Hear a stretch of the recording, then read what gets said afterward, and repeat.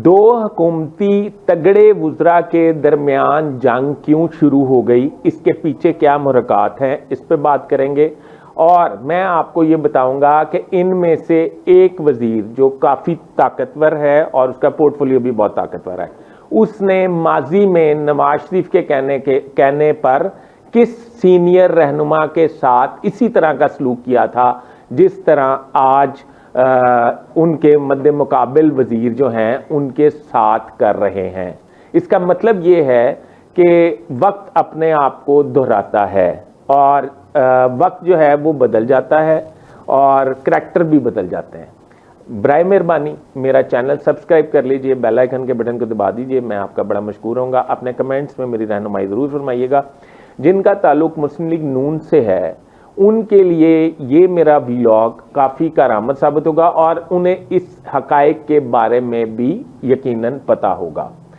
मैं आपको इस बात पे बात करना चाहता हूँ आज के ख्वाजा आसिफ साहब मिनिस्टर डिफेंस और मिनिस्टर रेलवे हनीफ अब्बासी साहब, इनके दरमियान असेंबली में तू तत्कार शुरू हो चुकी है और हनीफ अब्बासी उससे विड्रॉ भी नहीं कर रहे और वो ये भी नहीं कह रहे कि मेरा अंदाज़ा या मेरी जो तीरों का रुख है वो ख्वाजा आसिफ की तरफ नहीं है।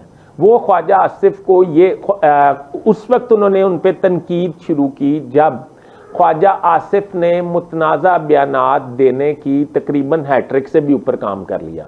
ख्वाजा आसिफ ने सबसे पहले जो मुतनाज़ा बयान देने शुरू किए वो उस वक्त दिए स्पीकर ने जब अपनी तनख्वाह और मरात में इजाफा किया, तो ख्वाजा आसिफ ने उस वक्त भी बयानात ऐसे दिए जिस तरह के वो अपोजिशन में हैं। मैं उन बयानात की तईद करता हूँ। मैं ये समझता हूँ कि ये बयानात अवामी उमंगों और अवामी विश की वजह से ये बयानात बड़े सराहे जाते हैं और इन बयानात की वजह से ख्वाजा आसिफ को मेरा ख्याल है काफ़ी फेम भी मिला है क्योंकि वो हक सच की बात कर रहे हैं। अच्छा, फिर दूसरा उन्होंने ब्यूरोक्रेसी के हवाले से बयान दाग दिया उस वक्त में जिस वक्त एक ADCR को सियालकोट से गिरफ्तार कर लिया गया, तो उन्होंने पुर्तगाल और जायदादें और पता नहीं क्या क्या बताया और मैं उनकी बात से भी मुत्तफिक हूँ।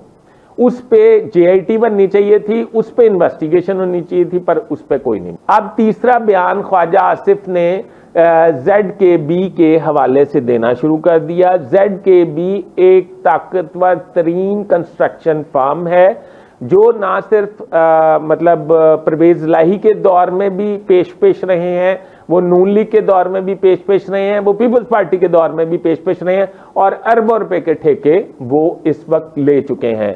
ख्वाजा आसिफ ने उसके बाद उनका भी एहतसाब करने के बारे में बात शुरू कर दी या ट्वीट करने शुरू कर दिए। अब उसके बाद हनीफ अब्बासी मैदान में आ गए और मैदान में आके उन्होंने ख्वाजा आसिफ पर तनकीद के नश्तर चला दिए और कहा कि ख्वाजा आसिफ जैसी गुफ्तगू करते हैं उन्हें ऑपोजिशन बेंचों पे बैठना चाहिए। मतलब नाम लिए बगैर उन्होंने कहा कि जो ब्यूरोक्रेसी के खिलाफ बात कर रहे हैं, फलाने के खिलाफ बात कर रहे हैं, उन्हें ऑपोजिशन बेंचों में बैठना चाहिए, हुकूमती बेंचों में बैठ के ऐसी बातें नहीं की जा सकती।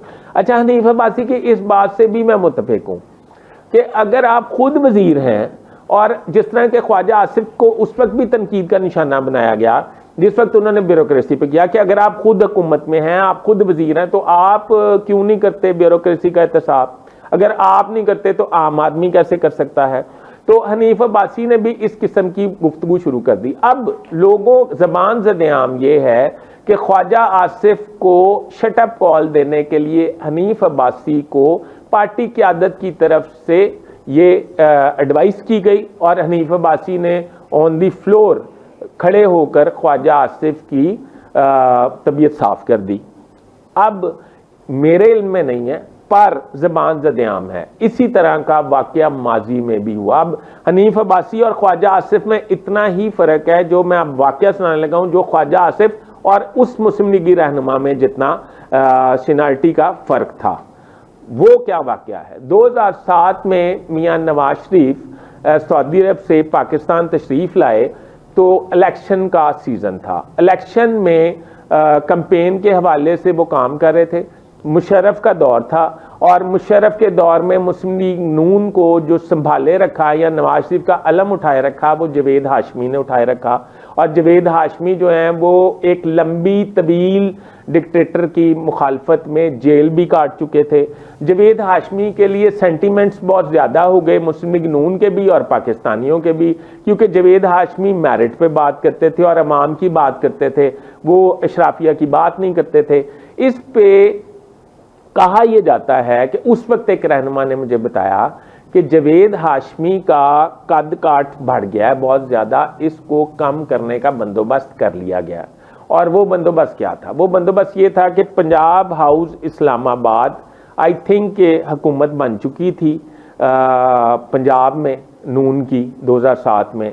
तो उस वक्त जो है एक इकट्ठ हुआ, कॉर्नर मीटिंग टाइप समझ लें या एक छोटा सा एक जनरल डिस्कशन समझ लें, जिसमें PMLN के सीनियर लोग मौजूद थे, ख्वाजा आसिफ भी उसमें मौजूद थे, उसको हेड कर रहे थे मियां नवाज शरीफ।